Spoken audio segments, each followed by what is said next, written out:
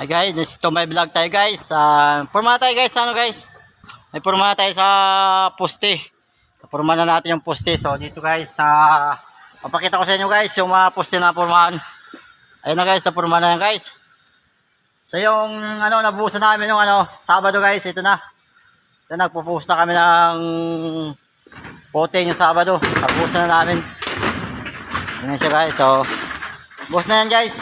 Yan. So hanggang dulo, kabilang hukay. So na yung kabilang hukay, buhos na rin siya.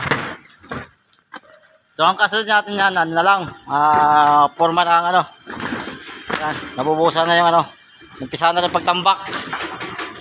So pupormahan na lang yung tie beam na lang ang kulang, yung walang forma. Yun. Puporma na kami sa tie beam.